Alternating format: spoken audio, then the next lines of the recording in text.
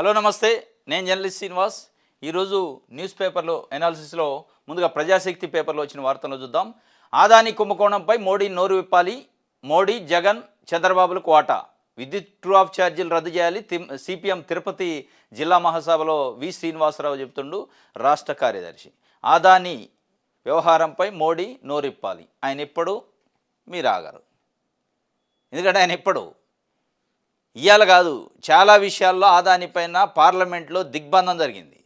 Parliament స్తంభింపజేశారు ప్రతిపక్ష పార్టీలు. ఆదాని పైన నరేంద్ర మోడీ స్టేట్మెంట్ ఇవ్వాలి, మాట్లాడాలని. ఏ రోజు మాట్లాడాలి? ఇవాళ డైరెక్ట్గా ఆదాని ముడుపులు ఇచ్చిండు ఒక 5-6 రాష్ట్రాల ముఖ్యమంత్రులు. కానీ ఒక ఆరోపణలు అమెరికా న్యాయస్థానం ద్వారాగా ఎఫ్ఐఆర్ అయింది. దానిపైన ఒక దేశానికి సంబంధించి ఇంకో దేశం పైన, ఇంకో దేశంలో ఉన్న పారిశ్రామికవేత్త వ్యాపారవేత్త పైన తీవ్రమైన ఆరోపణలు చేసింది, అనుమానాలు వ్యక్తం చేసింది. అవినీతి ఆరోపణలు, కుట్ర, కుంభకోణాలపైన. దానిపైన ఈ దేశానికి సంబంధించిన, భారతదేశానికి సంబంధించిన ప్రభుత్వానికి ప్రధానమంత్రిగా ఉన్న నరేంద్ర మోడీ పార్లమెంట్లో అన్ని ప్రతిపక్ష పార్టీలు మాట్లాడాలి అని అడుగుతున్నాయి. కానీ ఒక మాట మాట్లాడలేదు. ఎందుకు మాట్లాడతారు? ఇప్పుడు ఆయన అసలు ఆదాని అనే పేరు నరేంద్ర మోడీ నాకు తెలిసినంతవరకు ఇప్పుడు బయట బలకలే. అంటే లోపల ఎక్కువసార్లు బలుకుతారు కాబట్టి బయట బలకలేని పరిస్థితి. బయట బలకడా, నోటి నుంచి ఆదాని అనే మాట రాదు ఆయనకి. మరి పొద్దున్నైతే ఫ్రెండ్సే కాబట్టి ఇక స్పెషల్గా మళ్ళీ ఆదాని గురించి మాట్లాడలేని పరిస్థితి తెలియదు. కానీ మొత్తానికైతే ఆదాని, అంబానీ, మోడీ అని ఒక నినాదాన్ని లెఫ్ట్ పార్టీలు, మిగతా ప్రతిపక్ష కాంగ్రెస్ పార్టీ లాంటివి కూడా తీసుకున్నాయి. వాళ్ళు అడుగుతున్నారు నోరిప్పండి అని. నోరిప్పడు, నో రిప్లై కూడా ఇయ్యాడు. ఇంకో కీలకమైన పాయింట్ ఆయన చెప్పిండు. ప్రపంచాన్ని కుదిపేస్తున్న సోలార్ విద్యుత్ కుంభకోణంపై దేశ ప్రధాని నరేంద్ర మోడీ పెదవిప్పాలని సిపిఎం రాష్ట్ర కార్యదర్శి వి శ్రీనివాసరావు డిమాండ్ చేశారు. ఆదాని కుంభకోణంలో మోడీ, జగన్, చంద్రబాబులకు కూడా వాటా ఉందని విమర్శించారు. సిపిఎం రాష్ట్ర కార్యదర్శి వి శ్రీనివాసరావు గారు ఒక సెన్సేషనల్ కామెంట్ చేసిండు.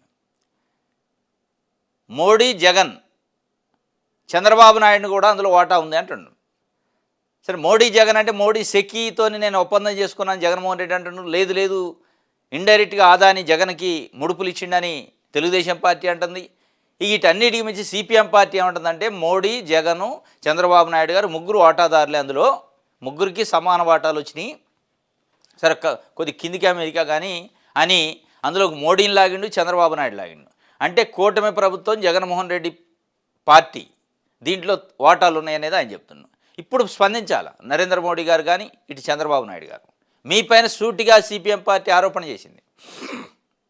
అందుకే మీరు ఆ సెకీ ఒప్పందాలను రద్దు చేయలేని పరిస్థితిలో ఉన్నారని చెప్తుంది. సెకీ ఒప్పందాలను రద్దు చేయడానికి ఎందుకు సంకోచం, ఎందుకు వెనక ముందు ఆడుతున్నారు? నిజంగానే అవినీతి జరిగింది, కుంభకోణం జరిగింది. కుట్రలు, కుంభకోణాలు, అవినీతితోనే దక్కించుకున్న కాంట్రాక్ట్ను రద్దు చేయడానికి ఎందుకు మీరు ఇబ్బంది పడతారని చాలామంది ప్రజాస్వామ్యవాదులు, ఇంటలెక్చువల్స్ అడుగుతున్నారు. అదే సిపిఎం పార్టీ కూడా అడిగింది. ఆ సంకోచం ఏంది? ఆ సంకోచం వెనక చంద్రబాబు నాయుడు గారు వాటాలు ఉన్నాయా, మోడీ వాటాలు ఉన్నాయా? జగన్ ఎట్లాగా డైరెక్ట్ అంటున్నారు 1750 కోట్లని తీసుకుండని. మరి ఆ 1750 కోట్లు చంద్రబాబు నాయుడు గారు వాటా ఎంత, మోడీ వాటా ఎంత, జగన్మోహన్ రెడ్డి వాటా ఎంత తెలియదు. కానీ పేరు అయితే జగన్మోహన్ రెడ్డి పేరు చెప్తున్నారు, ఇటు చంద్రబాబు నాయుడు గారు కానీ మిగతా పత్రికలు కానీ. ఇది ఆయన డైరెక్ట్గా ఆరోపణలు చేసిన. డిసెంబర్ 1వ తారీఖు నుంచి ప్రజలపై ట్రూ ఆఫ్ ఛార్జీలు మోతకు సిద్ధమవుతున్న టీడీపీ కూటమి సర్కారు దీన్ని విరమించుకోవాలని డిమాండ్ చేశారు. తిరుపతి జిల్లా సత్యవేడిలో ఆదివారం తిరుపతి జిల్లా 14వ మహాసభ ఉత్సవం ఉద్యమ స్ఫూర్తితో ప్రారంభమైందట. ఇది ఆయన చెబుతున్న పరిస్థితి. వి శ్రీనివాసరావు ఆదాని కుంభకోణంపై నోరిప్పాలి, దాంట్లో మోడీ, జగన్మోహన్ రెడ్డి, చంద్రబాబు నాయుడు వాటాలు కూడా ఉన్నాయని. ఇంకోటి, ఇదే ఆదాని వ్యవహారం పైన మాజీ సెక్రటరీ, కేంద్ర ప్రభుత్వ మాజీ సెక్రటరీ ఈఏఎస్ శర్మ అట రాష్ట్ర ప్రభుత్వానికి ఒక లేఖ రాసిండు, సూచించిండు. సెకీ ఒప్పందంపై సంకోచం ఎందుకు అని అడుగుతుండ్రు రాష్ట్ర ప్రభుత్వాన్ని. రాష్ట్ర ప్రభుత్వం మీద చంద్రబాబు నాయుడు గారి ఆధ్వర్యంలో కూటమి ప్రభుత్వాన్ని. సెకీ ఒప్పందంపై మీకు సంకోచాలు ఎందుకు? ఏంది అసలు మీ సంకోచం? 1750 కోట్ల రూపాయలు ఇచ్చి అక్రమంగా ఒప్పందాన్ని కుదిరించుకుంటూ మోడీయా సెకీయో పక్కన పెట్టండి, కొంచెం అదే ఆదానియా సెకీ అనేది. కానీ అది కుదిరించుకుంది ఎవరైనా, వచ్చిన వ్యక్తి లంచాలతో వచ్చిందంటే అది దాంట్లో ఏదో మతలబు ఉంది, దాంట్లో అక్రమాలు ఉంటాయి. మరి దాన్ని రద్దు చేయడానికి ఏంది ఇబ్బంది? ఇబ్బంది లేదు కదా. అనేక అంశాల అనేక అంశాలలో జగన్మోహన్ రెడ్డి చేసిన స్కీముల్ని పాలసీలని రద్దు చేశారు చంద్రబాబు నాయుడు గారు. అది వాలంటీర్లు కావచ్చు, మద్యం పాలసీ కావచ్చు, ల్యాండ్ టైటిలింగ్ యాక్ట్ కావచ్చు, చెత్త పన్ను రద్దు కావచ్చు, ఇంకా ఇంకా కొన్ని ఇంకా జరుగుతాయి అంటున్నారు. ఇవన్నీ రద్దు చేసినప్పుడు ఈ సెకీ ఒప్పందం డైరెక్ట్గా అమెరికా న్యాయస్థానం నుంచి ఎఫ్ఐఆర్ అయింది. దీంట్లో కుట్ర ఉంది, కుంభకోణం ఉంది, అవినీతి ఉంది, అక్రమాలు ఉన్నాయని తెలిసాక ఎందుకు రద్దు చేయడానికి ఇబ్బంది ఏంది మీకు? అక్రమ ఒప్పందం తెలిసింది కదా మీకు. అక్రమ ఒప్పందాన్ని సక్రమం ఎందుకు చేయాలని చంద్రబాబు నాయుడు గారు ప్రయత్నం చేస్తాను, ఎందుకు తాత్సారం చేస్తానని ఆయన సంకోచం ఏంది అని రద్దుకు అనేక మార్గాలు ఉన్నాయి. ఆదాని ప్రాజెక్టులపై దర్యాప్తు చేపట్టండి సీఎంకు ఈఏఎస్ శర్మ. ఆదాని సెక్కి రాష్ట్ర ప్రభుత్వం మధ్య కుదిరిన విద్యుత్ ఒప్పందాన్ని రద్దు చేసుకోవచ్చునని కేంద్ర మాజీ కార్యదర్శి ఈఏఎస్ శర్మ రాష్ట్ర ప్రభుత్వాన్ని సూచించారు.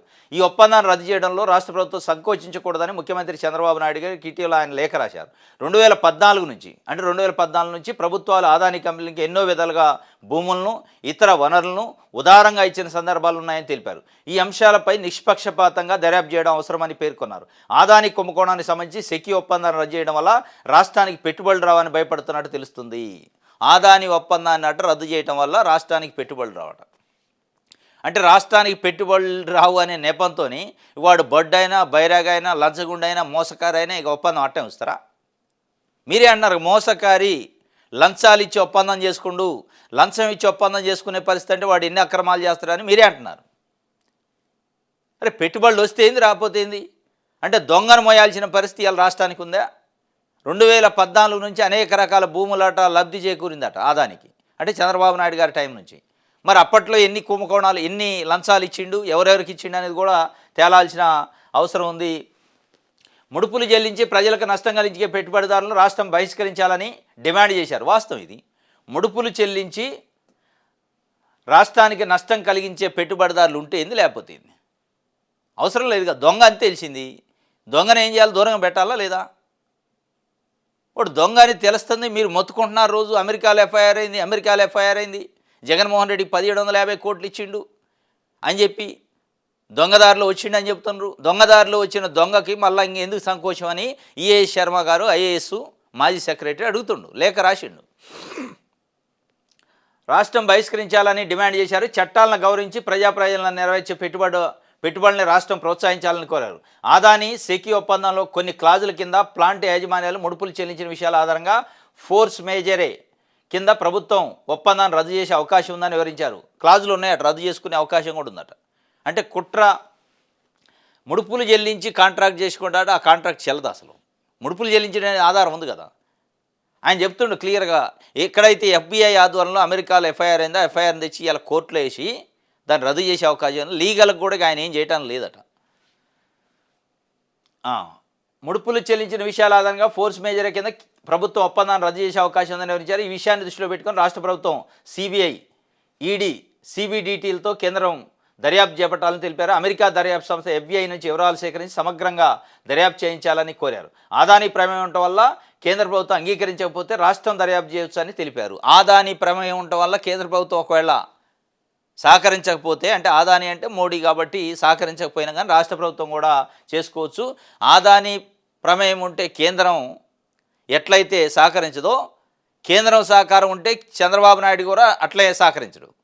మోడీని వ్యతిరేకించి, అమిత్ షాని వ్యతిరేకించి ఆయన ఒక ఇంచు కూడా ముందుకు అడిగాడు, ఒక అడుగు ముందుకేయడు. దాంట్లో డౌట్ ఏముందిగా. ఇది ఆయన చెప్తుండు, రాష్ట్ర ప్రభుత్వం దర్యాప్తు చేయవచ్చు. సెకీ ఒప్పందంపై హైకోర్టులో గతంలో టీడీపీ సీనియర్ నేత, ఆర్థిక శాఖ మంత్రి పయ్యావుల కేసులు సిపిఐ రాష్ట్ర కార్యదర్శి రామకృష్ణ కేసులు వేశారని, వీటిపై ఇంకా తీర్పులు రాలేదని పేర్కొన్నారు. ఈ కేసులలో గత రాష్ట్ర ప్రభుత్వం దాఖలు చేసిన తప్పుడు అఫిడవిట్ వెనక్కి తీసుకోవాలని సూచించారు. ఒప్పందం రద్దు విషయంలో అభ్యంతరం లేదని అమెరికా కోర్టు వివరాలతో హైకోర్టులో అఫిడవిట్ దాఖలు చేయాలని సూచించారు. ఆదాని సెకీ ఒప్పందం కారణంగా విద్యుత్ వినియోగదారులపై మోపిన 2021-22 FPPCA ఛార్జీలను వెనక్కి తీసుకొని నష్టపరిహారం ఇచ్చేలా రాష్ట్ర ప్రభుత్వం ఉత్తర్వులు ఇవ్వాలని కోరారు. ప్రభుత్వం విడుదల చేసిన శ్వేతపత్రం ప్రకారం ఈ ఒప్పందం వల్ల రాష్ట్ర ఖజానాకు 3,550 కోట్ల మేరకు గండిపడుతుందని, కాబట్టి అందుకు బాధ్యులైన నేతలు, అధికారుల నుంచి ప్రభుత్వం ఆ డబ్బులను వసూలు చేయాలని కోరారు. చాలా క్లియర్గా చెప్పిండు. అనేక క్లాజులు ఉన్నాయి ఒప్పందం రద్దు చేసుకోవడానికి. అందులో అక్రమ ఒప్పందం ఇది. అక్రమ ఒప్పందాన్ని ఈజీగా రద్దు చేసుకోవచ్చు. ఆల్రెడీ హైకోర్టులో కేసులు వేశారట ఇదే సెక్కి ఒప్పందం పైన, జగన్మోహన్ రెడ్డి ప్రభుత్వం చేసుకున్న ఒప్పందాలపైన. పయ్యావుల కేశవులు ఇప్పుడు ఆర్థిక శాఖ మంత్రిగా ఉండు, సిపిఐ రాష్ట్ర కార్యదర్శి నారాయణ గారు, రామకృష్ణ గారు, వీళ్ళిద్దరు కేసులు వేశారు. ఆ కేసులు ఇంక పెండింగ్లో ఉన్నాయి. ఆ కేసులో అప్పుడు జగన్మోహన్ రెడ్డి ప్రభుత్వం అఫిడవిట్లు తప్పేసిందట, వాళ్ళ ప్రభుత్వం కాబట్టి. ఆ అఫిడవిట్లన్నీ విత్డ్రా చేసుకోండి, ఇప్పుడు మీ ప్రభుత్వం ఉంది కాబట్టి విత్డ్రా చేసుకొని కొత్తగా వేసే అఫిడవిట్లలో అమెరికా దర్యాప్తు సంస్థ FBI ఏదైతే అభియోగాలు ఆరోపణలు చేసిందో వాటిని తెచ్చి కోర్టులో సబ్మిట్ చేసి, ఇది ఒక బోగస్ కంపెనీ, ఆదాని కంపెనీ అనేది అక్రమాలతోని కాంట్రాక్ట్ చేసుకుంది కాబట్టి ఈ కాంట్రాక్ట్ని మేము రద్దు చేస్తున్నాం అని చెప్పండి అని చెప్తుంది. ఇక ఇంత క్లియర్గా ఎవడు చెప్తారు? ఇంతకంటే క్లియర్గా చెప్పరు. ఇక ఇప్పుడు కూడా చంద్రబాబు నాయుడు గారు ఈ ఒప్పందాన్ని రద్దు చేయలేదంటే ఇక రకరకాలుగా అనుకోవాల్సి వస్తుంది. ఆయనకు ఓటాలన్న ఉండాలి, ఆయన ఆదానికి భయపడని ఉండాలి, మోడీకి భయపడని ఉండాలి, అమిత్ షాకి భయపడని ఉండాలి, వీళ్ళందరికీ భయపడన్నా సపోర్ట్ చేయకుండా ఉండాలి. ఇది ప్రజాశక్తికి సంబంధించి. ఆంధ్రప్రభుత్వం నెల్లూరు తిరుపతి జిల్లాలో కొండపోత వర్షం వచ్చిందట. పొంగిపొరుతున్న వాగులు, వంకలు, నిండు కొండల చెరువులు, జలాశయాలు, అరణియార్ గేట్లు ఎత్తివేత, పలు గ్రామాలకు నిలిచిపోయిన రాకపోకలు, నీట మునిగిన వరి నారుమడులు, భారీగా పంట నష్టం, శ్రీకాళహస్తిలో కూలిన సెల్ టవరు, తప్పిన పెను ప్రమాదం, సహాయక చర్యల్లో నిమగ్నమైన అధికార యంత్రాంగం, అన్నదాతల హైరాణ. మొత్తం మీద అయితే ఈ ఏదైతే తుఫాన్ వచ్చిందో ఫెంగల్ తుఫాన్ అనేది రైతులు నడ్డి విరిచింది. ఇప్పటికే రైతులు చాలా నష్టపోయి ఉన్నారు. బుడమేరు వరదలని, వర్షాకాలం వరదలని, కొల్లేరు, సీలేరు, ఈ రకరకాల వరదలు వచ్చినాయి. ఇప్పుడు మళ్ళా ఈ ఫెంగల్ తుఫాను వల్ల రాష్ట్రంలో ఉన్న రైతాంగం మీద పెద్ద దెబ్బ పడది. మొత్తం ఎక్కడెక్కడ కళ్ళాల రాసులు ధాన్యాలు తడిచిపోయినాయి, ఆ నార్మల్ మునిగిపోయినాయి అట, పంటలు కింద పడ్డాయి, వరిగోయిన వాళ్ళయి. ఇది మొత్తానికైతే కుండపోత వర్షాలు వచ్చినాయట. కాకినాడ ఎంకరేజ్ పోర్టు మూసేశారట. ఈ ఎంకరేజ్ పోర్టు బియ్యం స్మగ్లింగ్కు అడ్డాగా మారిందంటూ ఇప్పుడు కూటమి ప్రభుత్వం కూడా గట్టిగానే ప్రచారం చేసింది. కొందరు వైకాపా మాజీ ప్రజాప్రతినిధుల్ని, నాయకులను లక్ష్యంగా చేసుకుని పోర్టు కార్యకలాపాలపై తీవ్రంగా విరుచుకుపడుతుంది. ఈ అంశాన్ని ఉప ముఖ్యమంత్రి పవన్తో పాటు ముఖ్యమంత్రి చంద్రబాబు కూడా సీరియస్గానే పరిగణిస్తున్నారు. ఇప్పటికే దీనికి దొంగల పోర్టుగా పేరుంది. తాజా పరిణామాలతో ఇది స్మగ్లర్లకు అడ్డాగా ప్రజల్లో నానుతుంది. ఈ పరిస్థితుల్ని ఆసరాగా చేసుకుని అంచెలంచెలుగా ఈ పోర్టును నిర్వీర్యం చేసే అవకాశాలు స్పష్టమవుతున్నాయి. PDS బియ్యం స్మగ్లింగ్కి అడ్డా అంటూ ఆరోపణలు, పోర్టును నిర్వీర్యం చేసే ప్రయత్నం. అదే జరిగితే 20,000 మంది కార్మికులు ఉపాధిపై తీవ్ర ప్రభావం. కాకినాడ ఎంకరేజ్ పోర్టు మూసేస్తారట. ఎంకరేజ్ పోర్ట్ అనేది కాకినాడలో 2 రకాల పోర్టులు ఉన్నాయట. ఒకటి న్యాచురల్ పోర్టు, ప్రకృతి సిద్ధంగా ఏర్పడ్డ పోర్టు, ఇది ఎంకరేజ్ పోర్ట్ అంటే. ఇంకోటి మానవ నిర్మిత పోర్టు, అది బాగానే ఉంది. ఈ PDS బియ్యం స్మగ్లింగ్ ఏదైతే అయితేనే మొన్న పవన్ కళ్యాణ్ గారు కాకినాడ పోర్టుకు పోయి చెప్పిండో, ఇంత పెద్ద ఎత్తున స్మగ్లింగ్ అవుతుంది, ఉప ముఖ్యమంత్రి లాంటి నన్నే లోపల రానిట్లేదు, కొన్ని వేల టన్నుల బియ్యం ఇతర దేశాలకు స్మగ్లింగ్ అవుతున్నాయి, PDS బియ్యం అంటే రేషన్ బియ్యం అని ఆయన ఏదైతే చెప్పిండో దాని తర్వాత ప్రభుత్వం ఉలిక్కిపడింది. చంద్రబాబు నాయుడు గారి విజన్ కానీ, చంద్రబాబు నాయుడు గారి అనుభవం కానీ ఎట్లా ఉందంటే, ఉప ముఖ్యమంత్రి పవన్ కళ్యాణ్ పోయి వేలు పెడుతూనో, ఆయన రివ్యూ చేస్తేనో, ఆయన ప్రకటిస్తూనో స్పందిస్తాను. అప్పటిదా స్పందించట్లే. అది లా అండ్ ఆర్డర్ ఇష్యూ కావచ్చు, ఈ పోర్టు విషయం కావచ్చు. వెంటనే నేను సీరియస్గా ఉంటా, స్మగ్లింగ్ విషయంలో ఒప్పుకోనన్నాడు. మరి 6 నెలల నుంచి ఏం చేసినావు? 6 నెలల నుంచి లేని సీరియస్. మరి 6 నెలల నుంచి మీకు తెలియదా ఈ ఎంకరేజ్ అనే పోర్టులో స్మగ్లింగ్ అవుతుంది, PDS బియ్యం సరఫరా అవుతుంది. సరే, గతంలో అంటే జగన్మోహన్ రెడ్డి అంటారు, జగన్మోహన్ రెడ్డి పరిపాలన అంటారు. జగన్మోహన్ రెడ్డి పోయిన తర్వాత కూడా మీకు పోర్టుల పైన పట్టు రాలేదా? స్మగ్లింగ్ బియ్యం పైన పట్టు రాలేదా? ఏంది పవన్ కళ్యాణ్ చెప్పిన రోజే వస్తుందా మీకు? అంటే ప్రతి అంశం పైన, ప్రతి శాఖలో జరుగుతున్న అవకతవకల పైన పవన్ కళ్యాణ్ గారు అప్పుడప్పుడు మాట్లాడాలి. మాట్లాడితే అప్పుడు ఆయన స్పందిస్తాడు. ఇక ముళ్ళుగర్ర పెట్టి ఎద్దును గుచ్చినట్టు గుచ్చుతూ ఉండాలి. ఇది కాకినాడ ఎంకరేజ్ పోర్ట్ అయితే క్లోజ్ అయిందట, మూతపడే అవకాశం ఉందట. 20,000 మంది కార్మికులు రోడ్డును పడే అవకాశం ఉందట. ఆ స్మగ్లింగ్ ఎంతో ఏం కాతో కానీ ఆ స్మగ్లింగ్ని ఆపడానికి ఎవడన్నా, ఇప్పుడు PDS బియ్యం స్మగ్లింగ్ అవుతుందంటే ముందు ఇక్కడ కట్టడి చేయాలి, కానీ అమ్మే కాడ పోర్టులు మూత వేయటమైంది. పోర్ట్ అంటే ఒక బియ్యానికే ఉండదు కదా, ఒక బియ్యమే స్మగ్లింగ్ చేసే బియ్యం స్మగ్లింగ్ పోర్ట్ దాని పేరు. ఆ పోర్టుతోనే అనేక వ్యాపార కార్యకలాపాలు జరుగుతాయి. 20,000 మంది ఉద్యోగులు ఉంటారు అక్కడ. మీ అసమర్థత వల్ల మీరు అధికారంలోకి వచ్చి 5 నెలలు అయింది. మీరు కనీసం ఆ బియ్యం స్మగ్లింగ్ అవుతున్నాయి అనే విషయాన్ని కూడా తెలుసుకోలేని పరిస్థితుల్లో పవన్ కళ్యాణ్ గారు ఆడికి పోయి చెప్పిందా కూడా తెలియదు. మీరు మళ్ళీ ఇప్పుడు పోర్టుని నేను క్లోజ్ చేస్తా అంటే ఎవరి నోట్లో మట్టి కొడుతున్నారు? ఎవరి పొట్టగొడుతున్నారు? 20,000 మంది పోర్టు కార్మికులు, ఉద్యోగులు, మొత్తం వ్యాపారం జరిగే వ్యాపారం మీద, వాణిజ్య కార్యకలాపాల మీద, వర్తకం మీద పొట్టగొడతారు వీళ్ళు. ఇది ఒక వార్త ఆంధ్రప్రభకు సంబంధించి.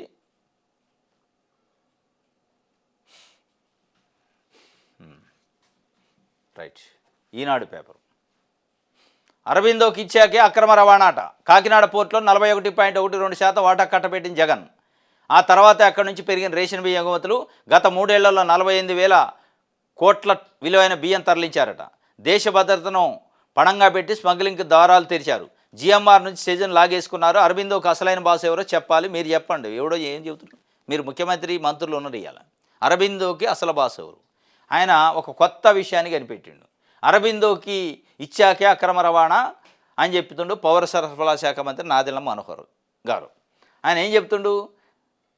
ఎవరైనా జిఎంఆర్ నుంచి సెజున్ లాగేసుకున్నారట. అది మీ బాధ. అరబిందో కాట 41% ఇచ్చిండట వాటా జగన్మోహన్ రెడ్డి, అందుకే స్మగ్లింగ్ అవుతుందట. మరి 41% అరబిందోకి ఇస్తే మిగతా 59% ఎవరి చేతిలో ఉంది? 59% వాడు అంటే పెత్తనం చేస్తారా? 41% వాడు చేస్తారా? అది ఒక భాగం. మరి 41% వాటా అమ్మిండి అనేది ఇవ్వాలి తెలిసిందా మీకు? 5 నెలల నుంచి మీకు అర్థం కాలేదా? ఆడ జరుగుతున్న స్మగ్లింగ్ తెలదా? పవన్ కళ్యాణ్ గారు పోయి మాట్లాడి తెలిసిందా? ఈ స్టేట్మెంట్ ఈనాడు బ్యానర్ ఐటమ్ ఎందుకు ఇచ్చిందంటే, పవన్ కళ్యాణ్ ఉప ముఖ్యమంత్రి గతంలోనే లా అండ్ ఆర్డర్ పైన మాట్లాడిండు. అవసరమైతే నేనే హోంశాఖ తీసుకోవాల్సి వద్దా, అసలు ఉందా లా అండ్ ఆర్డర్ అని ఒక రకంగా చంద్రబాబు నాయుడు గారి ప్రభుత్వాన్ని టార్గెట్ చేసి మాట్లాడిండు. ఇవాళ మళ్ళీ కాకినాడ పోర్టుకు పోయి కూడా చంద్రబాబు నాయుడు గారి ప్రభుత్వాన్ని టార్గెట్ చేసిండు. ఏంది జరుగుతున్నది, ఏంది స్మగ్లింగ్, ఏంది కథ, ఏంది, మనం ఎక్కడ ఉన్నాం, పరిపాలన చేస్తామా లేదా అనే ఒక పద్ధతిలో మాట్లాడిండు. అక్కడ ఉన్న ఒక తెలుగుదేశం పార్టీ ఎమ్మెల్యే పైన కూడా ఆగ్రహం వ్యక్తం చేసిండు. దీనికి చంద్రబాబు నాయుడు గారు ఏం చేసిండు? తెల్లారి లేదు బియ్యం స్మగ్లింగ్ అయితే తాట తీస్తా, నేను కూడా ఒప్పుకోను అన్నాడు. ఏది ఆయన అన్న తర్వాత? ఆయనకు తెలుసా మరి తెలియదా? ఇది జరుగుతున్నది తెలియదు, కానీ ఆయన అన్న తర్వాత చెప్పిండు. ఇక దీనికి నష్ట నివారణగా ఇక నాదెళ్ల మనోహర్ గారు నిన్న బయటకు వచ్చి లేదు పవన్ కళ్యాణ్ గారు స్టడీ చేసిండు 5 నెలల నుంచి, అంతా స్టడీ చేశాకనే అడిగిపోయిండు అన్న. అంటే 5 నెలలు పట్టింది స్టడీ చేయడానికి ఒక ఉప ముఖ్యమంత్రికి? ఇది ఏంది? చంద్రబాబు నాయుడు గారికి చెడు పేరు రాకుండా నష్ట నివారణ నాదెళ్ల మనోహర్తో స్టేట్మెంట్ ఇప్పించారు. ఏమి ఇప్పించారు? అరబిందోకి జగన్మోహన్ రెడ్డి 41% వాటా ఇచ్చిండు కాబట్టి స్మగ్లింగ్ జరిగిందట. ఆ విషయం మరి పవన్ కళ్యాణ్ గారు చెప్పలేదుగా? 5 నెలలు స్టడీ చేసిండుగా, 5 నెలలు చాలా పరిశోధన చేసిండుగా, అధ్యయనం చేసిండుగా. ఈ అధ్యయనంలో అరబిందోకి 41% అమ్మింది లేదా? అలా కాకినాడ పోర్టుకు వచ్చి చెప్పలేదు మరి. అరబిందో అనే కంపెనీకి జగన్మోహన్ రెడ్డి ఇవ్వటం వల్లనే స్మగ్లింగ్ జరుగుతుందని. ఎస్, అరబిందోకి ఇచ్చిండో లేదా ఆదానికి ఇచ్చిండో ఇంకోటికి ఇచ్చిండు. మరి మీరేం చేస్తారు 5 నెలల నుంచి? ఏ అరబిందోకి ఇచ్చిండు అక్రమంగా కట్ చేసి పడేయండి, రద్దు చేయండి, తప్పేమో. అరబిందో వల్లనే నష్టం అంటే రద్దు చేసేయండి. ప్రతిదీ నష్టం జరిగినప్పుడు జగన్మోహన్ రెడ్డి వల్లనే, లాభం జరిగితే చంద్రబాబు నాయుడు గారి వల్లనే ఒక భజన చేసే కార్యక్రమం కరెక్ట్ కాదు అది అనేది ఇలా ప్రజలు మాట్లాడకుండా. ఇప్పుడు అరబిందో వల్లనే వచ్చిందట, లేకపోతే నెంబర్ 1కు ఉండేదట. మరి అరబిందో వల్ల 5 నెలల నుంచి నడుస్తుంది కదా, అదే అరవిందని ఎందుకు కట్టడి చేయలేకపోతున్నారు, కంట్రోల్ చేయలేకపోతున్నారు అంటే సమాధానం ఉండదు. రైట్. దిశ పేపర్ చూద్దాం. మీ మాటే వేదమట, ఎవరిని? ప్రజలను అంటుండు. ప్రభుత్వ పథకాలు సేవలపై నిరంతర ప్రజాభిప్రాయ సేకరణ ఐవీఆర్ విధానం ఉపయోగించాలని సీఎం నిర్ణయం. ఖచ్చితమైన అభిప్రాయం చెప్పాలని ప్రజలకు చంద్రబాబు విన్నపం. కొత్త పాలసీలపైన సమాచార సేకరణ. మీ మాటే నా వేదం అంటుండు చంద్రబాబు నాయుడు గారు.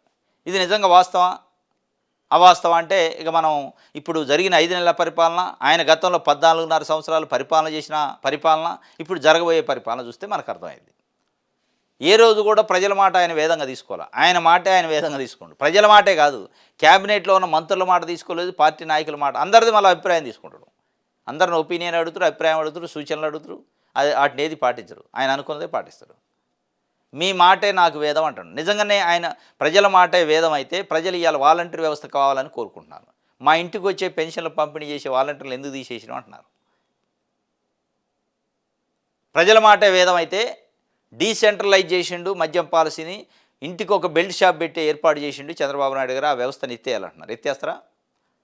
ఉచిత ఇసుక పేరుతోని బ్లాక్ దందా చేస్తారో తెలుగుదేశం పార్టీ నాయకులు జేబులు నింపుకుంటున్నారు, దాన్ని రద్దు చేయాలంటున్నారు. రద్దు చేస్తారా? ప్రజల మాట వేదం అంటే ఇవన్నీ అబ్బక్క అనమాట. ఏమనుకుంటున్నారు? నేను ఇంటింటికి పోయి ఫస్ట్ తారీఖు రోజు ఒక ఇంటికి ప్రోగ్రాం పెట్టుకొని పెన్షన్ ఇస్తారుగా, ఏమనుకుంటున్నారని తెలుసుకుంటున్నాను. ఫస్ట్ తారీఖు రోజు ఒక ఇంటికే పోతాడు, ఒక ఇంటికి పోయి పెన్షన్ పంపిణీ చేస్తారు. అయిపోయాక మొత్తం భూమి బద్దలైంది, బ్రహ్మాండమైంది, పేదల్ని ఉద్ధరించిన అని చెప్తారు. మిగతాది ఆ ఎంప్లాయీస్ ఎవరో పంచుతారు. ఇక దాన్ని ఏంది నా గురించి ఏమనుకుంటున్నారు? ప్రభుత్వం గురించి కాదు, చంద్రబాబు నాయుడు గారి పరిపాలన ఎట్లుంది ఏమనుకుంటున్నారు నా గురించి? జగన్మోహన్ రెడ్డి ఇంటింటికి పెన్షన్ పంపిణీ చేసిండు కదా, నన్ను కూడా అసలు జగన్మోహన్ రెడ్డి వాలంటీర్లతో పంపిణీ చేసిన ఆయన ఎప్పుడు రాలే, చంద్రబాబు నాయుడు గారు స్వయంగా వచ్చి మా ఇళ్ళకి వచ్చి పంచుతున్నా అంటున్నారా లేదా? ఒక్కళ్ళకే నువ్వు పంచేది, వాళ్ళు ఒక్కళ్ళు అనుకుంటారు, మిగతా వాళ్ళు ఎందుకు అనుకుంటారు? మిగతా వాళ్ళు ఏమనుకుంటున్నారు తెలుసా? జగన్మోహన్ రెడ్డి ఉన్నప్పుడు ఆయన వచ్చినా రాకపోయినా వాలంటీర్ని ఇచ్చి 50 ఏళ్ళకు ఒక వాలంటీర్ని పెట్టి ఇంటికి పంపేది. ఇవాళ గ్రామ సచివాలయం వాళ్ళు పంచుతారంటున్నారు, కొంతమందికి ఏం పంచుతారు, కొంతమందికి ఏం మళ్ళీ అడిగి పోయి తీసుకోవాలి, లైన్లు, చలి, ఎండ రకరకాలుగా ఉంది, ఈ ఇబ్బందులు పెడతాడు చంద్రబాబు నాయుడు అని చెప్పి అనుకుంటున్నారు. నిజంగా మీకు జెన్యూన్గా రిపోర్ట్ రావాలంటే అది తెలుసుకోండి. ఫస్ట్ కుటుంబానికి కనీసం 3 పిల్లలు ఉండాలన్నట. జనాభా తగ్గుతూ పోయే వర్గం దానంతటా అదే అంతరించిపోతుంది. సమాజపు ఉనికి నిలవాలంటే జనాభా సుస్థిరత అత్యవసరం. RSS chief Mohan Bhagwat చెబుతుండు. కుటుంబానికి కనీసం 3 కనమంటుండు. మీ విధానాలు ఎట్టున్నాయి, ఒక్కడి గంటనే పెంచేటట్లేవు కథ. ఇప్పుడు మీకు RSS chief Mohan Bhagwat చెబుతుండు, RSS ఆధ్వర్యంలోనే ఇవాళ బీజేపీ పరిపాలన 15 అంటే దాదాపు 11వ సంవత్సరం నడుస్తుంది నరేంద్ర మోడీ ఆధ్వర్యంలో. అదొక రకంగా ఆర్ఎస్ఎస్ గైడెన్స్లో పనిచేస్తుందని మాట్లాడుకుంటున్నారు ప్రజలు. మీ ఆర్ఎస్ఎస్ విధానాలు, మీ ఆర్ఎస్ఎస్ గైడెన్స్ వల్ల, ఇవాళ కేంద్ర ప్రభుత్వ విధానాల వల్ల సామాన్యుడు బతికే పరిస్థితి లేదు. సామాన్యుడు ఒక్క బిడ్డన కంటేనే చదివించే పరిస్థితి లేదు, హాస్పిటల్లో వైద్యం చేయించే పరిస్థితి లేదు, సరైన నాణ్యమైన జీవన ప్రమాణం లేదు, తినడానికి తిండి లేదు, కట్టుకోవడానికి బట్ట లేదు. సరైంది తింటారు, అందరు తింటారు, తింటం వేరు. సరైన నాణ్యమైన ఫుడ్డు, నాణ్యమైన విద్య, నాణ్యమైన వైద్యం అందే పరిస్థితి లేదు. నువ్వు 3 కనమంటారు, నువ్వు స్టేట్మెంట్ ఇచ్చినావు. ఎవడు పెంచాలా? ప్రభుత్వం ఏమైనా ఆదుకుంటుందా? 3 కానండి అంటుండే ఆయన. కుటుంబానికి కనీసం మళ్ళా ఇక మ్యాక్సిమం ఎంతైనా కావచ్చు, కనీసం 3 కానాలట. అరే ఒక్కడుంటేనే ఇల్లు వెళ్ళని పరిస్థితి ఉంది చాలామందికి. పాపం ఒక్కడిని చదివించడానికే, ఒక్కడిని ఏదైనా హాస్పిటల్లో చూపించాలన్నా, కుటుంబాన్ని గడపాలన్నా చాలా తీవ్రమైన ఇబ్బందులు ఉన్నాయి ఈ ప్రభుత్వ విధానాల వల్ల. ఈ ప్రభుత్వం ప్రైవేటీకరణ, ఈ ప్రభుత్వం కార్పొరేటీకరణ, ఈ ప్రభుత్వం పెట్టుబడిదారి విధానం వల్ల ఇలా హాస్పిటల్లో పోవాలంటే కార్పొరేట్ హాస్పిటలు, స్కూలుకు పంపాలంటే కార్పొరేట్ స్కూలు, లక్షల్లో ఫీజులు, ప్రయాణం చేయాలంటే ప్రైవేటీకరణ. ఎట్లా బతికేది? 3 కనమంటున్నాం కనీసం. కాబట్టి మీ విధానాలు మార్చుకోండి. 3 కాదు, 5 కన్నా మేము పెంచుతాం, ప్రభుత్వమే చూసుకుంటుంది. వాళ్ళకి కావాల్సిన నాణ్యమైన విద్య, నాణ్యమైన వైద్యం, నాణ్యమైన తిండి, నాణ్యమైన తాగుడు అన్నీ మేమే చూస్తాం. నాణ్యమైన బట్ట, నాణ్యమైన జీవితాన్ని మేము ఇస్తాం, ప్రభుత్వం ఇస్తుంది, కనండి అనండి. ఎవడని కాటాడు. ఉట్టినే పైనుండి సలహాలు చెప్తే ఎవడు మాట్లాడతారు? తమ్ముడు ఐ మిస్ యూ. టీడీపీ కార్యకర్త సీను ఆత్మహత్యపై మంత్రి లోకేష్ ఎమోషనల్ పోస్టు. ఎవరికి ఎలాంటి ఆపద వచ్చినా కలిసి ఎదుర్కొందామంటూ కేడర్కు విన్నపం. చిలకలూరుపేట చెందిన టీడీపీ కార్యకర్త సీను అట. వ్యక్తిగత కారణాలతో ఆత్మహత్య చేసుకున్న ఉదంతం మంత్రి నారా లోకేష్ను కదిలించింది. తమ్ముడు ఐ మిస్ యూ అంటూ తీవ్ర ఆవేదన వెలిపించారట. ఎవరికి ఏ కష్టం వచ్చినా సహాయం చేయాలంటూ మెసేజ్ పెట్టేవాడివి. నీకు ఆపద వస్తే ఒక్క మెసేజ్ పెట్టాలని అనిపించలేదా? దిద్దలేని చాలా పెద్ద తప్పు చేశావు తమ్ముడు అంటూ లోకేష్ భావోద్వేగం చెందారు. ఎవరికి ఎలాంటి ఆపద వచ్చినా కలిసి ఎదుర్కొందామంటూ టీడీపీ శ్రేణులకు విజ్ఞప్తి చేశారట. లోకేష్ చాలా ఎమోషనల్ ట్వీట్ చేసిండు. వాస్తవంగా ఒక టీడీపీ కార్యకర్త చనిపోయిన దాని గురించి ఇగో ఇక్కడ శ్రీను అట చిలకలూరుపేట చెందిన టీడీపీ కార్యకర్త శ్రీను శనివారం వ్యక్తిగత కారణాలతో ఆత్మహత్య చేసుకోవడం. మంత్రి నారా లోకేష్ శ్రీను వీరాభిమానట. అతను ఆత్మహత్య చేసుకున్నట్టు తెలియగానే మెరుగైన చికిత్స అందించాలని లోకేష్ ఆదేశించారు. ఆయన అప్పటికే మణిపాల్ ఆసుపత్రిలో చికిత్స పొందుతూ శ్రీను ముచ్చెందాడు. మంత్రి లోకేష్ తీవ్ర ఆవేదన చెందాడు. తమ్ముడు మిస్ యూ అంటూ సోషల్ మీడియాలో ఎమోషనల్ పోస్ట్ పెట్టారు. అన్నా అని పిలిచేవాడివి. ఎవరికి ఏ కష్టం వచ్చినా నా సహాయం చేయాలని మెసేజ్ చేసేవాడివి. నీకు ఆపద వస్తే ఈ అన్నకి ఒక్క మెసేజ్ చేయాలనిపించలేదా? దిద్దుబాటు లేని చాలా పెద్ద తప్పు చేసావు తమ్ముడు. I miss you. ఆత్మాభిమానం ఉండొచ్చు కానీ ఆత్మహత్య చేసుకునేంతగా కాదు. నువ్వు బలవన్మరణానికి పాల్పడినట్టు సోషల్ మీడియా ద్వారా తెలుసుకొని నిన్ను కాపాడుకునేందుకు చేయని ప్రయత్నం లేదు. సారీ శ్రీను. నీ కుటుంబానికి ఓ అన్నగా నేనున్నాను. తెలుగుదేశం పార్టీ కార్యకర్తలు, అభిమానులు, సోషల్ మీడియా యాక్టివిస్టులకు నా విన్నపం ఒకటే, ఎవరికి ఎలాంటి ఆపద వచ్చినా కష్ట సుఖాలను పంచుకుందాం, బతికి ఉందాం, ఇంకో నలుగురిని బతికిద్దాం అంటూ బతికి ఉందాం, ఇంకో నలుగురిని బతికిద్దాం అని తెలుగుదేశం పార్టీ కార్యకర్తలకు ఒక పిలిపించిండు నారా లోకేష్. వాస్తవం అది. తెలుగుదేశం పార్టీ కార్యకర్త ఇంకో పార్టీ కార్యకర్త పక్కన పెడితే ఆత్మాభిమానం ఉండొచ్చు ప్రతి మనిషికి, కానీ అది చనిపోయి మనమే చనిపోయి ఆత్మహత్య చేసుకునేంత ఉండకూడదు అన్నాడు ఒక మంచి మాట. అది నువ్వు అనేక మంది సమస్యలపైన నాకు మెసేజ్ పెట్టేవాడి, అన్న పలానా వాళ్ళకి పలానా ఇబ్బంది ఉంది ఆదుకోవాలి మీరు అని చెప్పి నేను ఆదుకుంటూనే ఉన్నా, కానీ నీకు సమస్య వస్తే కనీసం నాకు మెసేజ్ పెట్టాలని అనిపించలేదా? నువ్వు జీవితంలో దిద్దుకోలేని తప్పు చేసినావు అని చెప్పి ఆయన ఆవేదన వ్యక్తం చేసి చాలా ఎమోషనల్గా ఫీల్ అవుతూ తెలుగుదేశం పార్టీ కార్యకర్తలు కూడా ఒక పిలిపించిండు. మనం బతుకుతూ 10 మందిని బతికిద్దాం, నలుగురిని బతికిద్దాం, కానీ చనిపోవద్దు. నేను ఏదైతే చిలకలూరుపేట శ్రీను ఆత్మహత్య చేసుకుంటూ వాళ్ళ కుటుంబానికి ఒక పెద్దన్న లెక్క వ్యవహరిస్తా అని చెప్పి కూడా ఆయన ఒక భరోసా ఇచ్చిండు. ఆయన ఏదో వ్యక్తిగత కారణాలతోని ఆత్మహత్య చేసుకున్నాడు.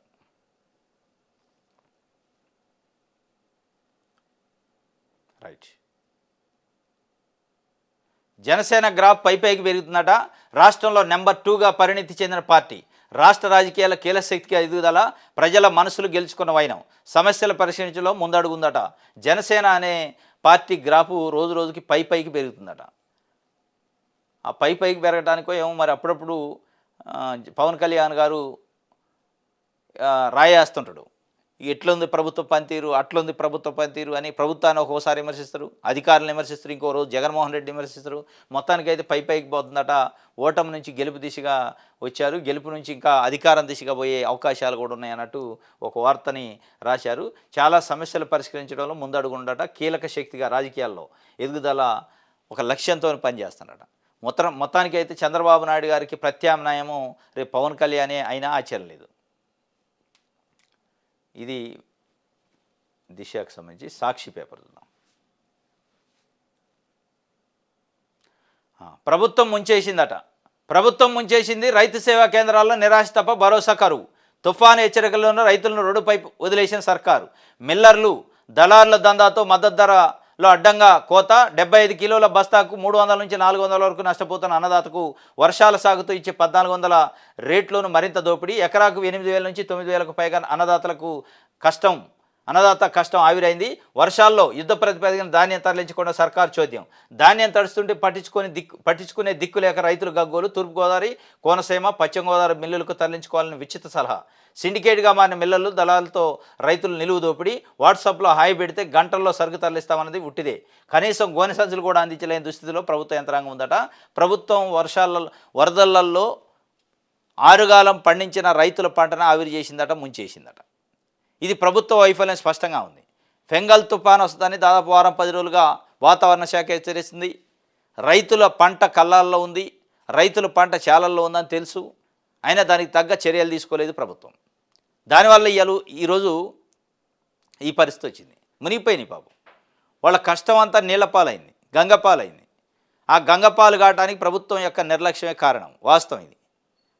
స్పష్టమైన నిర్లక్ష్యం ఉంది. వాళ్ళ ఎజెండా ఏరే ఉంది. పవన్ కళ్యాణ్ గారు ఏం పోర్టులకు పోతారు, చంద్రబాబు నాయుడు గారు ఇంకో దిక్కు పోతారు. ఎవడు పట్టించుకోవాలి అంటే ఎవడు పట్టించుకుంటోలేడు. తడిసిన తర్వాత ఉచిత సలహాలు ఇస్తారట. ఏమని? మీరు ఆడిపోయి అమ్ముకోండి, ఈడిపోయి అమ్ముకోండి అని ఉచితమైన సలహాలు ఇస్తారట. ఏంటంటే గోదావరి, కోనసీమ, పశ్చిమ గోదావరి మిల్లులకు తరలించుకోవాలని ఉచిత సలహా. తరలించుకోరా? ఇక పండించినోడు ఆగుతాడు. తడిచినా ముద్దయినా ముప్పు తిప్పలు పడుతూనే ఉంటారు. కానీ ప్రభుత్వం పెద్దన్న పాత్ర పోషించాలి కదా, ఇబ్బందుల్లో ఉన్నాడు ఆదుకోవాలి కదా, ఆదుకునే ప్రయత్నమే లేదు. ఇది ఒక వార్త. మొత్తానికైతే రాష్ట్రంలో ధాన్యం కొనుగోళ్లపై అన్నదాతలు ఆవేదన వ్యక్తం చేస్తారట. ప్రభుత్వం ముంచేసింది, దీంట్లో డౌటే లేదని చెప్పి పాపం వాళ్ళు చెప్తున్న పరిస్థితి. ఇది పరిస్థితి. ఎక్కడికక్కడికే ధాన్యం కళ్ళాలలో ఉంది. రైతుకు అన్యాయం జరుగుతుందని, మాఫియాకే మద్దతు ఇస్తుంది ప్రభుత్వాన్ని, పక్క జిల్లాల మిల్లులకు తీసుకెళ్ళండి అంటున్నారు. హాయ్ అన్న పలకని ప్రభుత్వం. హాయ్ అంటే ఆడ పలికింది, మొత్తుకుంటూనే పలకట్లేదు ఆయన. ఉట్టిగా హాయ్ అంటే పలుకుతా? సెల్ ఫోన్లో హాయ్ అంటే పలికే ప్రభుత్వం ఇది. సెల్ ఫోన్లో హాయ్ అంటే పలికే ప్రభుత్వం అయితే ఈ ధాన్యం ఇట్లా దడవదు. ఫెంగల్ తుఫాను వస్తుందని ఎప్పటి నుంచో 10 రోజుల నుంచి హెచ్చరికలు జారీ చేశారు. కలెక్టర్లని పురమాయించి అక్కడక్కడ జిల్లా కలెక్టర్ని ఆ పంటను ఏదో ఒకటి తొందరగా, సరే తడవచ్చు తుఫాను వస్తే కొంత, కానీ మేజర్గా తడవకుండానే నష్ట నివారణ చేయొచ్చు, కానీ చేయలే, వదిలేశారు. గతంలో ఎంతో మేలు జరిగిందని కూడా రైతులు అనుకున్న పరిస్థితి. ఇది రైతు సేవా కేంద్రాల నిరాశ తప్ప భరోసా లేదట, కరువు అయిందట. ఇది ఒక వార్త ఇచ్చారు. ఇంకోటి, బాధ్యత మరిచి ఎదురుదాడా, ప్రభుత్వంలో కొనసాగుతున్న విమర్శల డ్రామాలు, అధికారంలోకి వచ్చి 6 నెలలైన జగన్ పైన కూటమి నేతల నేపం. వాస్తవంగా ఇది గమ్మత్తు అనిపిద్ది. ఈ తెలుగుదేశం పార్టీ కూటమి ప్రభుత్వమే కాదు, ఒక 2-3 మీడియా ఛానల్సు, 2-3 పత్రికలు, ఏదన్నా ప్రజలకు నష్టం జరిగితే ఇది జగన్మోహన్ రెడ్డి పాప మ్యాటర్. ప్రజలకు నష్టం జరిగితే, ప్రజలకు ఏదైనా లాభం జరిగేది ఉంది అని అంటే అది ఒక జగన్మోహన్ రెడ్డి వేసిన పునాది వల్ల, జగన్మోహన్ రెడ్డి వేసిన మెట్టు వల్ల లాభం జరిగినా కానీ, అంటే ఒక విధానం వల్ల, ఆయన తీసుకున్న నిర్ణయాల వల్ల లాభం జరిగినా, ఇది లేదు చంద్రబాబు నాయుడు గారి వల్ల జరిగింది లాభం అంటారు. ఇప్పుడు అదే చెప్తున్నారు. ఇంటికి పోయి పెన్షన్ పంపిణీ చేసేది ఎవరు తెచ్చారు? ఇంటింటికి పోయి పెన్షన్ పంపిణీ చేసే వ్యవస్థని ఎవరు తెచ్చారు? జగన్మోహన్ రెడ్డి తెచ్చిండు. నేనే దేశంలో నెంబర్ 1 అంటే చంద్రబాబు నాయుడు గారు. పెన్షన్ల పంపిణీలో మనమే ఆదర్శం అంటాడు. మనం కాదు, జగన్మోహన్ రెడ్డి ప్రభుత్వ ఆదర్శాన్ని నేను కొనసాగిస్తున్నా అన్నాడు ఆయన. అట్లా కాదు, కరెంటు బిల్లు పెంచారు, జగన్మోహన్ రెడ్డి పాపం అయిపోయా. పోర్టులలో బియ్యం స్మగ్లింగ్, జగన్మోహన్ రెడ్డి పాపం. ఇది ఒక తంతు నేర్చారు. బాధ్యత లేకుండా ఎదురుదాడి, బాధ్యత మరిచారు. అసలు మనం ప్రభుత్వంలో ఉన్నాం, మనం ఎవరిని విమర్శిస్తున్నాం, ఎవరిని విమర్శించాలనేది కూడా సోయి తప్పి, బాబు డైరెక్షన్లో ఊరూరా పచ్చనేతలకు బెల్ట్ షాపులు ఇస్తూ బెల్ట్ తీస్తా అంటూ బాబు బేరాలు. వాస్తవం ఇది, నేను మాట్లాడుకున్నాను. బెల్ట్ తీస్తాను అంటాడు. ఎవరి మీద తీస్తావు బెల్ట్ షాపులు పెట్టేది తెలుగుదేశం పార్టీ నాయకులే, కార్యకర్తలే. ఇక నువ్వు ఎవరి మీద చేసేది బెల్టు? ఇసుక మాఫియాని నేను అరికడతా, బెల్ట్ తీస్తా అంటే ఇసుక మాఫియా చేసేదే పచ్చ బ్యాచ్. మిల్లర్లతో సీఎంఆర్ బిల్లుల చెల్లింపులో కమిషన్ల దందా నుంచి ప్రజల దృష్టి మళ్లించడానికే కాకినాడ కేంద్రంగా బియ్యం డ్రామా ఆడారు. వాలంటీర్లపై వేటు చేసి ఇంటి వద్దకే పౌర సేవలు అంటూ సీఎం చంద్రబాబు ప్రకటన. వాస్తవం ఇది. వాలంటీర్ వ్యవస్థను తెచ్చింది జగన్మోహన్ రెడ్డి, ఇంటింటికి పౌర సేవలు అందించింది జగన్మోహన్ రెడ్డి. ఆ వ్యవస్థనే గొంతు కోసిండు, నులిమేసిండు. లేదు నేను ఇంటింటికి పౌర సేవలు ఎట్లా అందిస్తావు? మనుషులు లేకుండా నువ్వు ఒక్కడు అంటే ఒక ఇంటికి పోతావు, పంపిణీ చేస్తావు. మరి మిగతా దాదాపు 70-80 లక్షల మంది పెన్షన్దారులు ఉన్నారు, 1 కోటి కుటుంబాలు ఉన్నాయి. ఈ కుటుంబాలకు ఎట్లా సర్వీస్ అందాలి, సేవలు అందాలి, పౌర సేవలు ఉండాలి కదా, వ్యవస్థ ఉంటే కదా. వ్యవస్థే లేదు, వ్యవస్థనేమో గొంతు నిలిపి చంపేస్తావు. నేను ఇంటింటికి పౌర సేవలు అందిస్తా అంటావు. విద్యుత్ ఛార్జీలు తగ్గిస్తామంటే హామీ ఇచ్చి 6 నెలలు తిరగకుండా జనం ఎత్తిన 15,485 కోట్ల భారం వేసిండు. ఆ పాపం జగన్మోహన్ రెడ్డిది అన్నాడు. అయిపోయా. ఆ పాపాన్ని నేనైతే కడగను, మీ నెత్తిన ఎత్తనే ఉంటా అంటుండి. 15,485 కోట్లు భారం వేసిండు. తగ్గిస్తాను. రైతుకు మద్దతు లేదు, వర్షాలకు ధాన్యం తడిచి దయనీయ పరిస్థితి, అప్పులపై పూటకోమాట నోటికొచ్చిన లెక్కలు. ఇది ఇలా బాధ్యత మరిచి ఎదురుదాడి చేస్తారు. బాధ్యత అంటే ప్రభుత్వం నడిపేవాళ్ళు కాబట్టి ప్రభుత్వం చేయాల్సిన పనులు చేయకుండా ప్రతిపక్ష పార్టీ నాయకుడు జగన్మోహన్ రెడ్డి పైన ఎదురుదాడి చేస్తారు. ప్రతిపక్ష పార్టీ నేత జగన్మోహన్ రెడ్డి ఇవాళ ముఖ్యమంత్రి కాదు. మీరు ముఖ్యమంత్రిగా ఉన్నారు, మీకు చేసే వెసులుబాటు ఉంది, వ్యవస్థ మీ చేతిలో ఉంది, అధికార యంత్రాంగం మీ చేతిలో ఉంది. మీరు పని చేయకుండా ఇది జగన్మోహన్ రెడ్డి వల్ల, అది జగన్మోహన్ రెడ్డి వల్ల, ఇది జగన్మోహన్ రెడ్డి వల్ల అని అంటే ప్రజలు హర్షించరు, ప్రజలు ఒప్పుకోరు. ప్రజలు మీకు అధికారం ఇచ్చింది జగన్మోహన్ రెడ్డి చూపించడానికి కాదు, అజ్జుంచి అధికారంలోకి వచ్చారు. అయిపోయాక మీకు ఇచ్చారు. జగన్మోహన్ రెడ్డి మంచివాడు కాదు అని 1కి 10 సార్లు చెప్పి అధికారం తీసుకున్నారు ప్రజల నుంచి. అధికారం ఇచ్చారు ప్రజలు. అధికారం ఇచ్చాక కూడా మళ్ళీ జగన్మోహన్ రెడ్డి అంటే ఇక దానికోసం నిన్ను ఎన్నుకుంది అనేది అలా ప్రజలు మాట్లాడుకున్న పరిస్థితి. ఇంకోటి, చెవిరెడ్డి భాస్కర్ రెడ్డికి సంబంధించి కూడా ఒక స్టేట్మెంట్ ఇచ్చారు. మొన్న ఎర్రవారిపాలెం బాలిక తండ్రి నిన్న ప్రెస్ మీట్ పెట్టిండు. ఒక బాలిక అత్యాచారానికి గురైందని, లేదంటే ఆమె పైన అఘాయిత్యం జరిగిందని రకరకాలుగా వదంతులు వచ్చినాయి.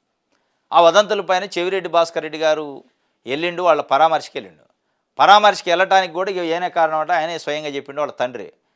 మీరు రండి సార్, నాకు మద్దతు ఇవ్వండి, కాస్త వీళ్ళు కేసుని తారుమారు చేస్తారు, నీరు కాస్తారని భయపడాల్సి వస్తుంది, మీరు వచ్చి మద్దతు ఇస్తే కొద్దిగా బాగుంటుందని వస్తే పరామర్శించడం ఆయన పోయిండు. ఆయన పైన ఫోక్సో యాక్ట్ కేసు పెట్టారు. ఏమని?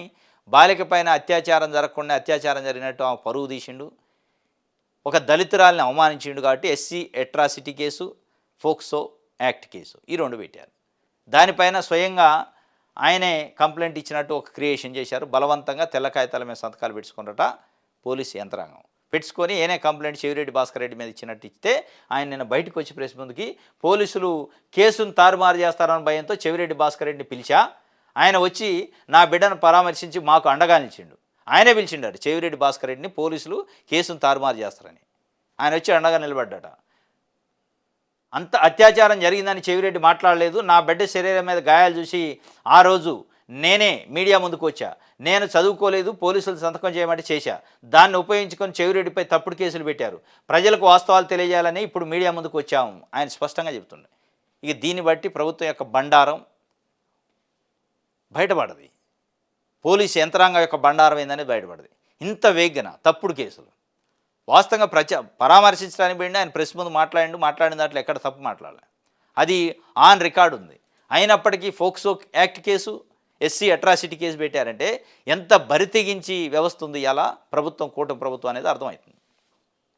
ప్రజలు మాట్లాడుకుంటున్నారు. ఇంత దారుణమా? ఎవరో ఆపదలో ఉంటే ఏదో ఒక పొలిటికల్ పార్టీ నాయకుడు వచ్చి పరామర్శిస్తే తప్పేంటి? అంటే ఆపదలో ఉన్న అఘాయిత్యాల బాధితుల్ని, అత్యాచార బాధితుల్ని ఎవడు పరామర్శించొద్దు అని చెప్పటమా? దీని అర్థం హెచ్చరించడం, భయపెట్టడం అంటే అదే అనిపిస్తుంది. చెవిరెడ్డిపై ఫోక్సో తప్పుడు కేసు అని బాలిక తండ్రి మాటలతో తేలిపోయింది. భూమన కరుణాకర్ రెడ్డి వైఎస్ఆర్సీపీ నేతల గొంతు నొక్కేందుకే పోలీసులను ప్రభుత్వం ఆడుకుంటుందని ఆగ్రహం. ఎవరి కళ్ళల్లో ఆనందం చూడటానికి తప్పుడు కేసులు పెడుతున్నారో పోలీసులు చెప్పాలని డిమాండు. ఏదైనా జరిగితే పరామర్శకు వెళ్ళకూడదని ఎలా చేస్తున్నారా అని మండిపడ్డారట. నేను చెవిరెడ్డి పైన అసలు కేసే పెట్టలేదు అని ఆయన చెప్తుండే. పాపం నేను అసలు చెవిరెడ్డి అనే వ్యక్తి పైన కేసు పెట్టలే, కావాలని వాళ్ళు నా దగ్గర తెల్ల కాగితాల మీద సంతకాలు పెట్టుకొని ఈ వ్యవహారం అంతా నడిపారు అని స్వయంగా ఆయన మాట్లాడుతున్న పరిస్థితి. రమణ అరుణాట ఏమో తల్లి, ఆయన తండ్రి, ఆయనే స్వయంగా చెప్తున్నాడు. తెల్ల కాగితాలు మేము పెట్టుకొని చేశారు, ఆయన పరామర్శించడానికి వచ్చిండు, కానీ ఎక్కడ అత్యాచారం అని చెప్పలేదు, నేనే పిలిచిన, పోలీసులు కేసుని తప్పిదారు పట్టించే అవకాశం ఉందని నాకు భయమై పిలిచిన అంటుండే. ఇంతకంటే ఎవిడెన్స్ ఏం కావాలా? పోలీసుల బరితెగింపు, రాష్ట్ర ప్రభుత్వ యంత్రాంగం బరితెగింపు ఎట్లా ఉందనేది ఇక దీన్ని బట్టి తెలుస్తుంది అనేది ఇలా ప్రజలు మాట్లాడుకుంటున్నారు. క్షేత్రస్థాయిలో ప్రజలు దీని గురించి చర్చించుకుంటున్నారు. ఇట్లాంటి వ్యవహారం ఉంది అని చెప్పి. మా ఎమ్మెల్యేలకు నెల నెల 30 లక్షలు ఇవ్వాలట, నిబంధనలకు విరుద్ధంగా ఉన్నా ఆయన చెప్పిన పనులు చేయాలట, లేదంటే సెలవు పెట్టి వెళ్ళిపోవాలని బెదిరిస్తున్నారు. పార్టీ అనుకూల పత్రికల వ్యతిరేక వార్తలు రాయించి వేధిస్తున్నారు. మదనపల్లి టీడీపీ ఎమ్మెల్యే షాజహాన్ బాషాపై సీఎం, మంత్రులు లోకేష్ అనగానికి తహసీల్దార్ స్వయంగా ఫిర్యాదు. నన్ను ప్రశాంతంగా ఉద్యోగం చేసుకునే పరిస్థితి కల్పించాలన్న వేడుకోలు. మదనపల్లి ఎమ్మెల్యే అట, మా ఎమ్మెల్యే నన్ను పని చేసుకునేవట్లేదు, ప్రతి నెల 30 లక్షల కప్పం కట్టాలని బెదిరిస్తుంటారు ఒక తహసీల్దార్ని. యానించి కట్టింది పాపం తహసీల్దార్, లేడీ ఆమె, మళ్ళీ ఆమె కూడా ముస్లిమే. యానించి కట్టింది.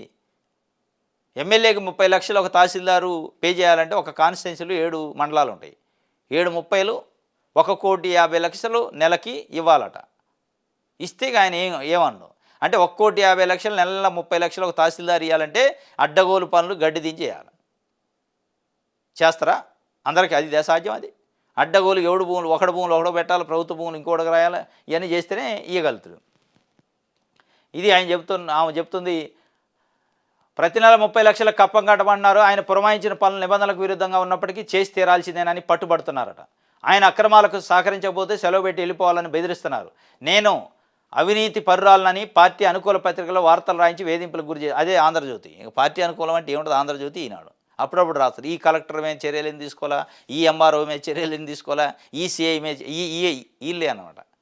ఈ ముడుపులు రానప్పుడు వార్త వస్తుంది ఆంధ్రజ్యోతిలో. ఈ ముడుపుల వ్యవహారం తేడాలు వస్తే ఎమ్మటే వార్త వేస్తారు, బ్యానర్ ఐటమ్ ఎప్పటిదో పట్టుకొని ఒకటి వేస్తారు. ఇక అది అనుకూలం పత్రిక అంటే అది.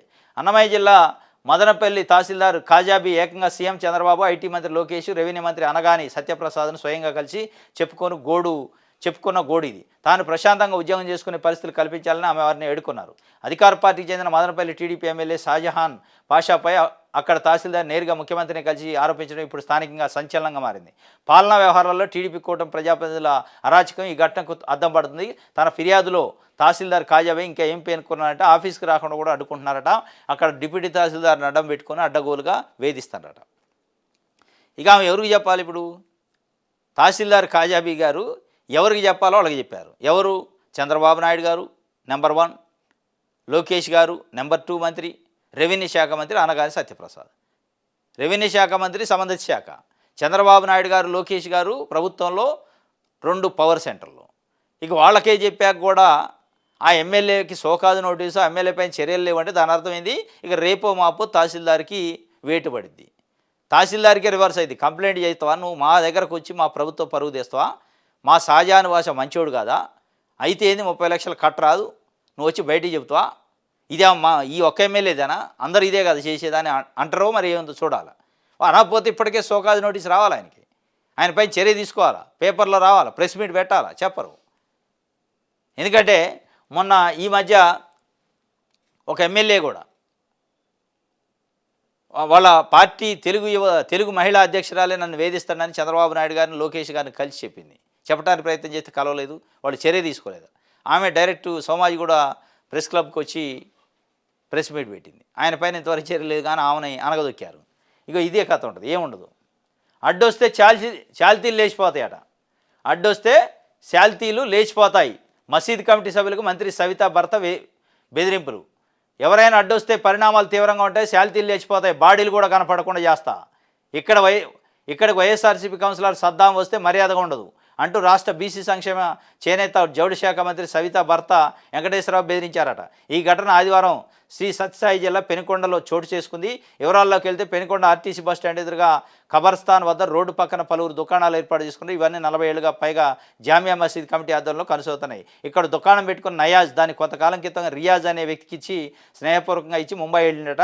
ఇటీవల తిరిగి వచ్చిన అతను తన షాపు తనకి ఇవ్వాలని కోరగా రియాజ్ నిరాకరించాడు. ఇది ఒక పంచాయతీ చేస్తాడు సవిత, రాష్ట్ర బీసీ సంక్షేమ శాఖ మంత్రి సవిత గారి భర్త వెంకటేశ్వరరావు. పంచాయతీ చేస్తూ అడ్డు వస్తే శాల్తీలు లేచిపోతే బాడీ కూడా కనపడదండట. ఇక దీనికోసం మిమ్మల్ని ఎన్నుకున్నది, దీనికోసం మిమ్మల్ని ఎమ్మెల్యేగా మీ భార్యను ఎన్నుకొని ఆమెను మంత్రి చేసింది ప్రజలు శాల్తీలు లేపుకోవడానికి, బాడీలు కనపడకుండా చేసుకోవడానికా? ఇది డైరెక్ట్గా బరి తెగించి చేస్తాను. తాడిపత్రి మున్సిపల్ చైర్మన్ అయితే మద్యం ఈ టెండర్లప్పుడు డైరెక్ట్గా పేర్లు చదివండి శాల్తీలు లేచిపోతాయని. ఒక్కొక్కటి సంగతి చూస్తా తాడదెత్తా ఎట్టెట్టొత్తరా అన్నాడు. ఆయన పైన చర్యలు లేవు. ఇక ఈయన మంత్రి గారి భర్త, ఇక మంత్రి గారి భర్త ఆ వార్నింగ్ ఇచ్చాక అధికారులు కూడా కేసు పెడతాడు. రైట్, ఇది సాక్షికి సంబంధించి. ఆంధ్రజ్యోతి చూద్దాం. అరకొర వస్తువులాట, అద్దె భవనాలు కొత్త జిల్లా కేంద్రాల్లో ఇంకా బాలారిష్టాలే. అడ్డగోలుగా విభజించి వదిలేసిన జగన్. కనీస సౌకర్యాలు సమకూర్చడమైన అద్దె భవనాల్లోనే ప్రభుత్వ కార్యాలయాలు నిర్మాణానికి భూసేకరణ చేయలేదు. నిధులు ఇస్తామని మొండి చేయి చూపారట. చాలా చోట్ల పరీక్షలే. ఇరుగు గదుల్లోనే విధుల నిర్వహణ, తగినంత సిబ్బందిని కేటాయించలేదు. ఇన్ఛార్జి అధికారులతోనే పాలన. ఇది జగన్ పెట్టిన జిల్లాల కష్టాలట. ఇవన్నీ ఎందుకు ఆంధ్రజ్యోతి రాసే డైరెక్ట్ రాయరాదు. జిల్లాలను రద్దు చేయండి చంద్రబాబు నాయుడు గారని పేపర్లో రాయి, లేదా ఫోన్ చేసి పైకి ఈ వార్తలు ఎందుకు? ఆంధ్రజ్యోతి గురించి జనాలు ఏమనుకుంటున్నారు? నువ్వు వార్త రాసినావంటే చంద్రబాబు నాయుడు గారు రాంచాన్ని ఉండాలి, నువ్వు ఆయనకి లేని ఆలోచన కల్పించాలి. మరి నువ్వు ఆయనకి లేని ఆలోచన కల్పిస్తున్నావా, లేదా జిల్లాలు ఎత్తేయాలని ఏమైనా ముందే తెలుగుదేశం పన్నాగంబాన్ని మీతో చిన్నగా ఇంజెక్ట్ చేస్తుందా ప్రజలపైన? ఇక స్పష్టం అది, అందులో ఏముంది? ఇదంతా ఎందుకు? ఈ అరకొర వస్తువులు, అద్దె భవనాలు, ఇది ఉంది అది ఉంది, ఇవన్నీ కంటే జిల్లాలు వద్దు, జగన్మోహన్ రెడ్డి చేసిన కాబట్టి రద్దు చేయండి, మళ్ళీ మనం ఫ్రెష్గా చేసుకుందాం, మన సామాజిక వర్గాలకి, మన వ్యాపారాలకి, మన ఆసుపత్రులకి, మన కార్పొరేట్ కాలేజీలకు కలిసి వచ్చేటట్టు చేసుకుందాం అని చెప్పుకోండి, అయిపోయా. ఇక దానికి ఎందుకు ఇవన్నీ డొంకతీరుడు? చెప్తే అయిపోద్ది కదా. ఈ డొంకతీరుడు, దానికి ఒక పేపర్ పెట్టి మళ్ళీ జర్నలిజం ముసుకేసుకొని ఇవన్నీ ఎందుకు? ఏబిఎన్ రాధాకృష్ణ గారు ఆయన మనసులో ఏముందో, లేదా చంద్రబాబు నాయుడు గారి మనసులో వార్తలు రాస్తున్నాయి, ఈయన మనసులో ఆయన చెప్తుండే. కానీ ఆ చెప్పేది ఇద్దరు రోజు సాయంత్రం కూర్చోండి, ఒక గంట రోజు ఒక గంట 2 గంటలు కూర్చొని చర్చించుకోండి. ఇగో ఈ జిల్లాలు ఇది చేయాలి, ఈ జిల్లాలు ఇది చేయాలి, ఈయన కేసు పెట్టి లోపటేయాలి, అని పెట్టాలి, ఇగో ఈ ఐఏఎస్ని పట్టుకోవాలి, ఈ ఐపీఎస్ని పట్టుకోవాలి, మనకు అప్పట్లో సహకరించాలి, లంచాలు ఇవ్వలేదు, మనకు పని చేయలేదు, ఏదో కారణాలు చెప్పండి, అయిపోయా. ఇక దానికి పేపర్లో రాసినందుకు పబ్లిసిటీ, మళ్ళీ ప్రజలు ఇంకా పల్సన అవుతున్నారు. మీరు ప్రజలలో ఓన్లీ ఒక సామాజిక వర్గం వార్తలే రాస్తుందని, ఒక సెక్షన్ ఆఫ్ పీపుల్ వార్తలే రాస్తుందని, తెలుగుదేశం పార్టీని మోస్తుందని, భజన చేస్తుందని ఇంకా పల్సన అవుతారు. అది లోపల మాట్లాడుకోండి రహస్యంగా. మిమ్మల్ని ఆపరు కదా, ఎవరు ఆపుతారు? ఆయన అరకొర వస్తువులంటే అదే భవనాలు కాబట్టి జిల్లాలు రద్దు చేయాలి. ఆయన చెప్పేది అదే, జిల్లాలు రద్దు చేయాలి. జిల్లాలు రద్దు చేసి ఏం చేయాలి? మళ్ళీ పెట్టాలి, కానీ మనకు పనికి వచ్చేటట్టు పెట్టుకోవాలి. మన సామాజిక వర్గ నాయకులు బాగుపడాలి. మన సామాజిక వర్గ నాయకులకు సంబంధించిన భూములు ఉన్న దగ్గర, మనోళ్ళ భూములు ఉన్న దగ్గర, మనోళ్ళకి ఆస్తులు ఉన్న దగ్గర జిల్లా పెట్టాలి. అది మనం కావాల్సింది. దానికోసం ఇవన్నీ ఎందుకు? మీకు మనసులో అది ఉంది పాపం. మన కులం, మన సామాజిక వర్గం, మనోళ్ళ భూములు, మనం బాగుపడాలి, మనం పెద్ద కావాలి, పేదోళ్ళు ఎడిపోతే ఎందుకు? వాళ్ళ గురించి నేను ఎట్లా వార్తలు రాయను? లోపల చెప్పుకోండి. మీ మాట ఎట్లాగేంటాడు చంద్రబాబు నాయుడు గారు? అయిపోయా. ఇది ఆయన చెప్తుండు. ఇది ఆంధ్రజ్యోతికి సంబంధించి. ఎస్, ఇది ఈరోజు న్యూస్ అనాలిసిస్ వార్తల విశ్లేషణ. రేపు తాజా వార్తలతో తిరిగి కలుసుకుందాం. Thank you.